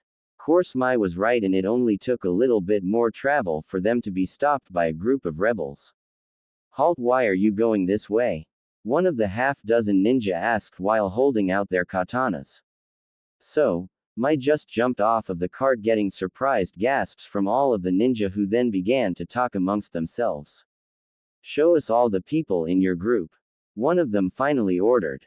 So, Ayaki, Yoshiko, and then finally Naruto came off of the cart. Course, when they saw Naruto, they all gasped again, but this time didn't bother talking about it before they did what they decided before. Okay, then you all will be walking with us to the base, where we will see what Mai wants to do with you. And with that, they were off. Course, it didn't take long for them to reach the base, and Mai was already outside waiting for them. Mai, is it really you? Mai said with surprise, then remembered it could be a fake, so she asked Mai the question that only she and Mai know. Why was the lava always cool? Mai asked. And of course it didn't take long for Mai to say, because we are the lava. And with that, they both got big smiles on their faces. Okay, then all of you come with me, Mai said, and then brought them all into the council room that was at that moment empty. And right after they were out of the public view, Mai soon found herself in a bear hug. Mai, I thought that I lost you, I was so worried. Mai said through tears of joy. Sis, you are holding me way too tight, I can't breathe. And is this how you want your first meeting with these guys to go? Mai asked. Which got Mai immediately focused on the new people and started to act like a leader again. Though I do thank you for bringing my sister back, why did you come here? Who are you and what do you want? Mai asked when she suddenly got serious. So of course Yoshiko and Ayaki stepped up to talk first, even if they were a bit nervous. Well, Mai-sama, my name is Yoshiko and this is my daughter Ayaki, and we own a wandering oddities shop and always wanted to set up in a town. So, we were hoping that if we give you all the supplies you want from us, then we would want a building to set up a shop in the village when you win. Yoshiko said with a small bow at the end. Well, we will have to see what you have and talk it over, but that should be doable. Mai told them with a smile. Then Naruto walked up. My name is Naruto Uzukage, and due to Mai-chan telling me about what you are fighting for, I find it very valiant. So, if you would allow me to, I wish to join the fight. Naruto told her. Ah, really? Well, we could always use new people, so I will talk with the group about you joining. Mai told him. Okay, then we'll talk to all of you again tomorrow, seeing as it is getting late. You may sleep in your cart tonight, which you do anyways. Mai tells them, and they all nod and were about to walk away when all of the council came in. So this is the crew that brought her in. Well, anyways, we are here for the meeting, Mai-sama, one of them tells her. Okay, then we will see you tomorrow, have fun in your meeting, Naruto tells her, and then they all walk out the door. Course, it was then that they all saw the kanji on his back, and it finally clicks. You are the wit fox. They all say in complete surprise. Yeah, I am called that now, I guess, though I don't know why it is such a big deal. Ah, well, see you guys in the morning. Naruto told them, then walked out of the tent. So, that is the white fox. He doesn't look as scary as I thought he would. One of the council says, confusing Mai. What do you mean? Naruto-kun's known all over as really good, why would it be scary? Mai asked them. Mai, you weren't here so you don't know this, but he was just put into our bingo book for killing 2 of the loyalists. I mean, even if they were not on our side, we still don't know why he did it, so we should be careful around him. One of the council said. What? No, he can be trusted. I mean, he only killed the 2 loyalists who were chasing me. That is why Naruto-kun is in the book. Mai told them. Really? Then I think we should take the time to think about these new people and what they want. And when everyone agreed, they too left, leaving only Mai and Mai in the room. It is so good to see you again, Mai said, truly happy. Yes, as it is to see you, but what I want to know is why it is Naruto-kun. I mean, you never called a guy kun in your entire life. I mean, even the ones you are friends with you don't call kun, so why call H? Oh, I see what it is. My little Mai has gotten her first crush. Mai said with a big smile, causing Mai to look like a tomato. It is not like that. I am just really thankful for all he has done. I don't like him. Mai managed to tell her sister, who just rolled her eyes. Sure you don't. Now why don't we tell each other about what we missed, but more importantly what those people are like? Mai said, and with that they spent the night talking. Everyone was starting to wake up when Naruto and company were back in the council meeting. So, we have thought over each of your wants and have come to a decision. One of the council said, then let Mai say the rest. Okay, for your supplies case, Yoshiko, we have decided that we will need more businesses after we win, so we have decided to go with that deal. Mai told a now happy Yoshiko. You hear that, Ayaki? We have a home. He told his daughter, who was just as happy. Which in turn put a smile on everyone's face due to their reaction. Course, after a while Mai continued, as for you Naruto, if you join we must know your skills and other information. Also, we will need you to be watched over until we are sure we can trust you. Plus, if you will allow us, we will like to ask you a question that you don't need to answer for you to help us, so will you let us? Mai asks. Yeah, those ideas are fine with me, and yes, I will answer the question, seeing as now that you are the leader of the rebellion I must follow you, Naruto tells them with a big smile on his face. He is smart. I mean, he automatically tries to get on my good side with a bit of clever speech. Mai thinks, then quickly asks the question they all had on their mind. Quite right, so our question is, are you the actual White Fox? Mai asks the question that was on all their minds since they first saw him. Yes, I am called that by many people, but my real name is Naruto, not White Fox. Naruto tells them with a little bit of a stern expression. By the way, they aren't sure they are going to win, they are just that motivated that they think no one can stop their dedication. So, they are just hoping they will win. Just clearing that up. We need to keep him. Imagine all of the publicity we will get if word slips out that he is fighting for us. All of the council members thought to themselves, hoping that more people would support them if they have a hero of the civilian world with them. As we thought. Now that we need to talk about the fact that you are in the bingo book. One of the council said, causing Mai, Naruto, Ayaki, and Yoshiko to gain extremely confused looks. What are you talking about, sis? Mai finally asked Mai. Well, you see, Naruto-san here is marked as a B-ranked Rouge Ninja that is wanted for doing something against the cage we are fighting here. Mai told them. But why would they be going against Naruto-kun? Oh wait, of course. It was the ninja he killed to save me. Mai said, suddenly realizing why. Oh, so that is why. Then we must thank you for saving our leader's sister, then Fox-san, one of the random council told Naruto. Oh, it was no prob. Wait, did you just say leader's sister? Naruto asked, surprised. Yes, Mai is my sister, so I must thank you, Naruto-san, Mai said happily. Man, I managed to save one of the only one that really matters to the leader of the rebels. Man, imagine what could have happened if the cage got their hands on her. Naruto, though, when he heard this. Naruto is still a good guy, so he doesn't even think that he could be asking for favors because of it. Wow. Then you are welcome, though I really had no idea it was your family, Mai-san. I just helped her because those guys were sickening even to be around.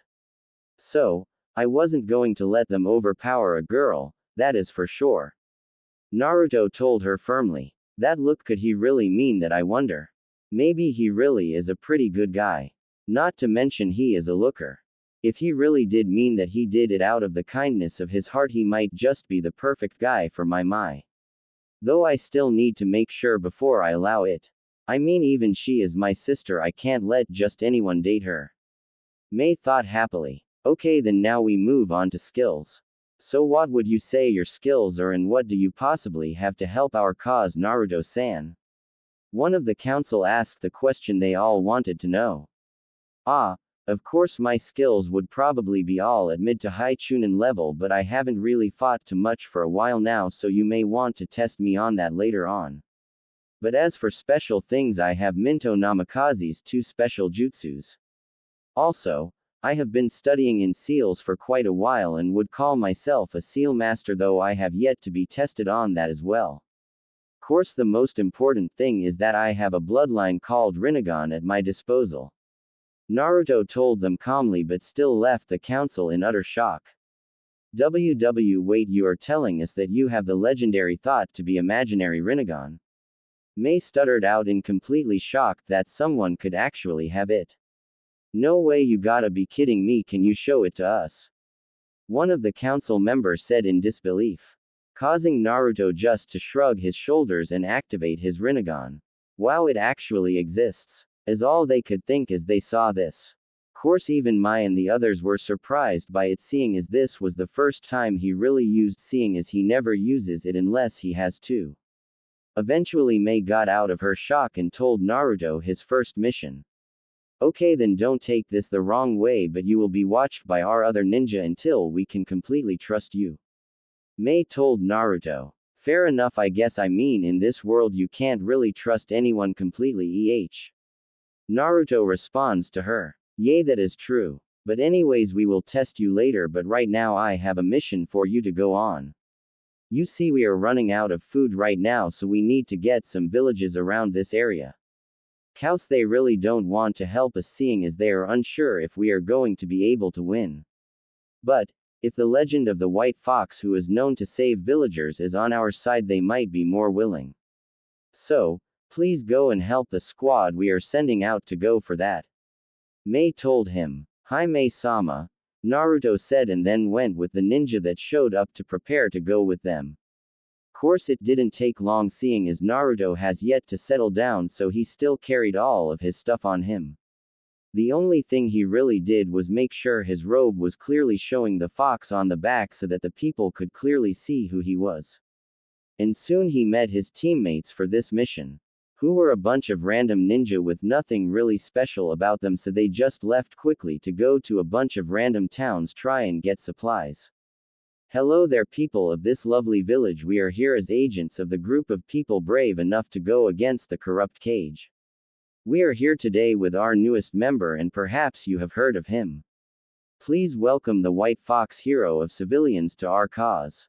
Now, as you can see, our group is fighting for a very noble cause. So, we ask for your support.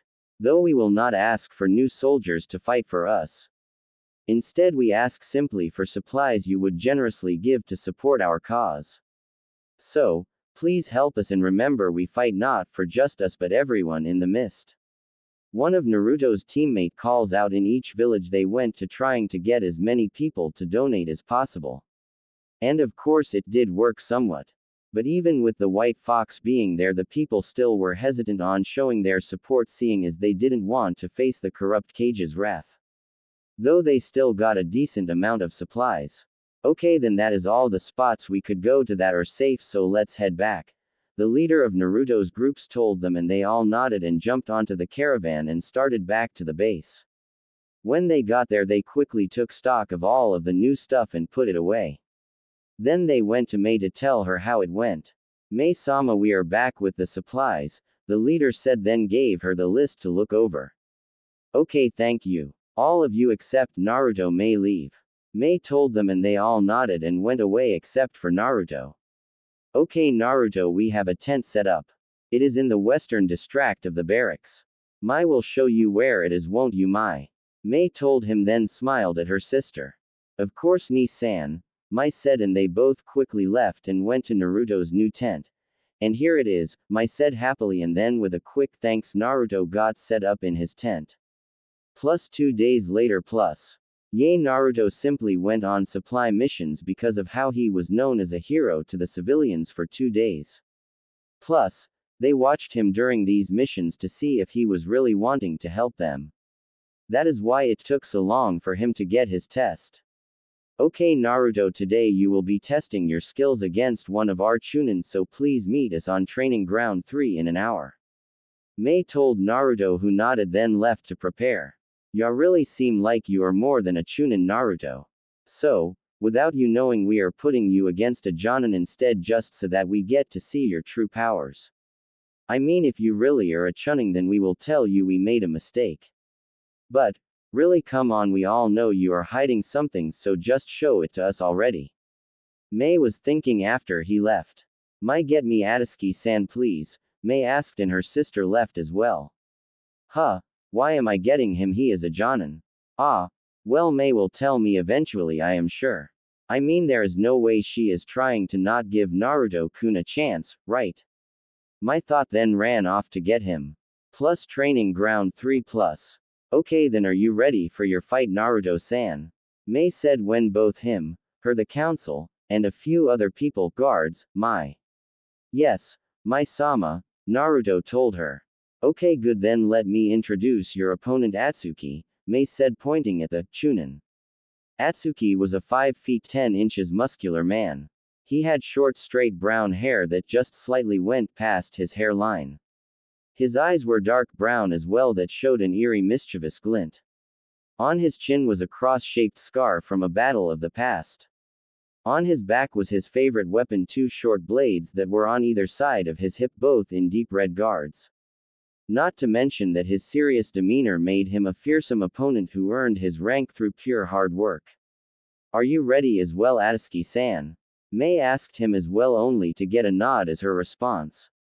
Okay, then let me explain the rules. You two will be fighting for 3 hours or until one of you is knocked out, to tiered to continue, forfeit. Though forfeiting will make your chances of joining as slim.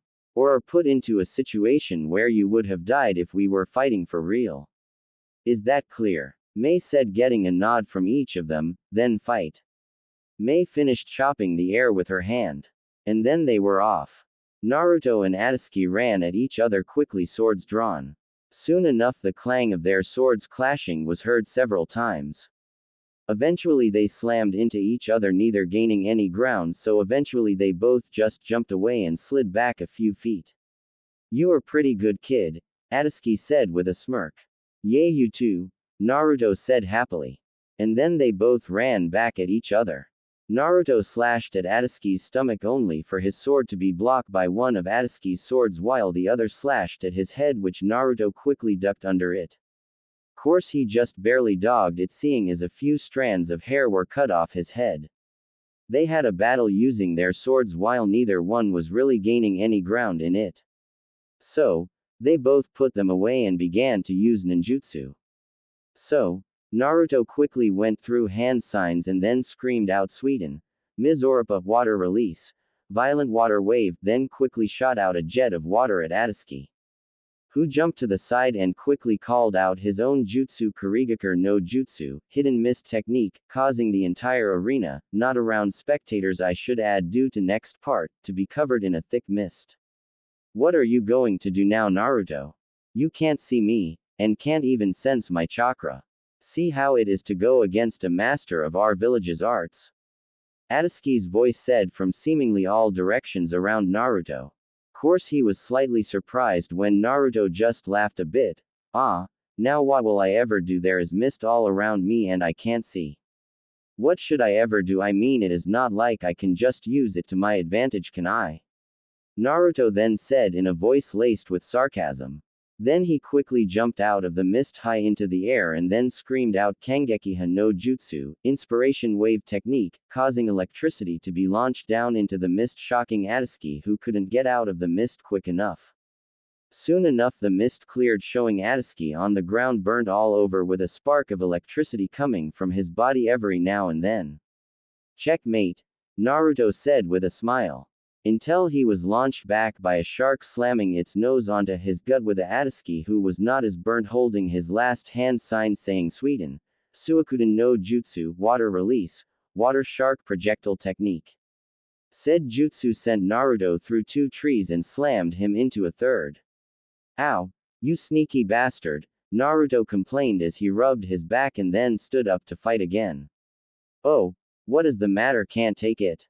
Then let's have me end this for you." Atsuki mocked, then ran at Naruto holding his swords so that they pointed behind him. "Hey, I was about to say the same thing to you." And with that Naruto also charged at him. They were about to collide when a bell was heard going off throughout the field. Well, wasn't that an interesting match? Let me thank both of you for giving us that amazing show. Now what level would you put Naruto at, Atsuki? Mei asked happily after she jumped into their arena and began to walk over to them. Course, this question brought Atsuki into a mental review of the battle for a while until he finally answered. "From this battle I think we all can say Naruto is a strong ninja. So, here is how I would place his skills." Then took out a marker and paper and started writing. So, they waited for about a minute and then he showed them all what he wrote. Naruto Uzika's skills. Ninjutsu. Mid-chunin, not exact due to lack of information. Taijutsu. Unknown. Genjutsu. Unkown. Kenjutsu. High chunin to low jonin. Bloodline skill. Unknown. Seeing this, everyone else nearly laughed at how little this actually showed. Course Mei just sighed and then turned to Naruto. "Well, I guess we will just have to see how you do in various missions," she told him, and then left with her sister. "See you later, Naruto, I hope we can fight again," Atsuki said with a smile, then left as well, leaving Naruto to walk back to his tent to rest up. Plus a while later. It has been a while since Naruto had his first mission and training session. And after that he spent his days training, on missions, or with his friends.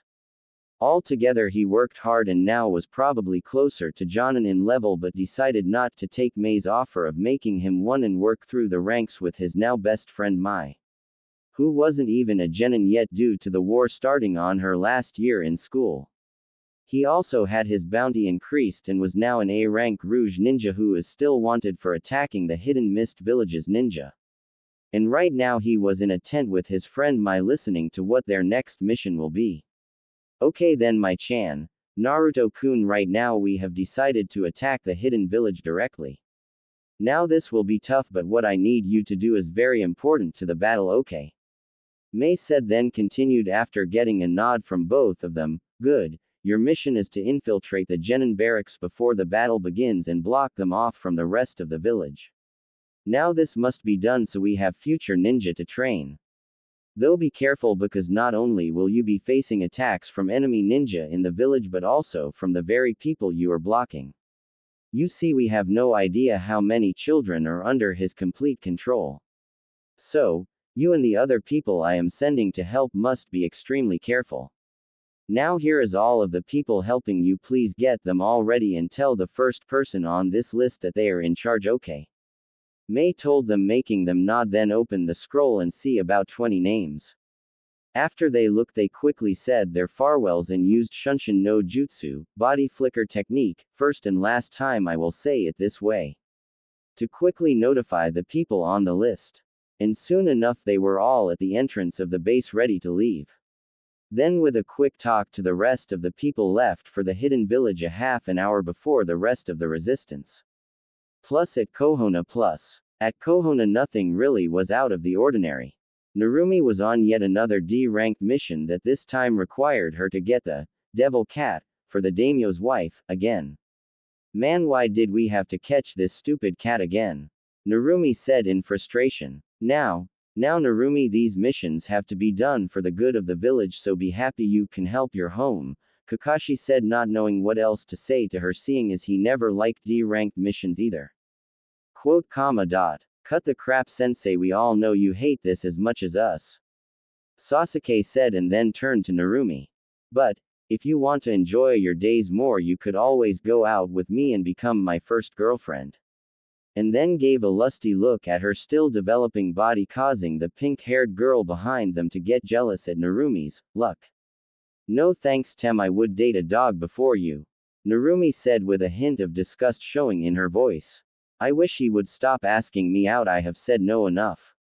I mean, I am one of the few girls our age that realize he wouldn't love us at all and only would use us to breed for his clan, then forget all about us. I mean, really, I still don't understand why the other girls would want to go for that kind of sad life. But there is no way I am going to fall that low to allow that to happen to me. Narumi thought, remembering exactly why she hates his advances and his fangirls. Then looked up into the air, thinking about random things until they reached the cage's room that had a view of the forest beyond the walls of the village. Sigh, I wonder what is going on out there past these walls confining me, Narumi thought as she was ignoring the mission debrief her sensei was giving.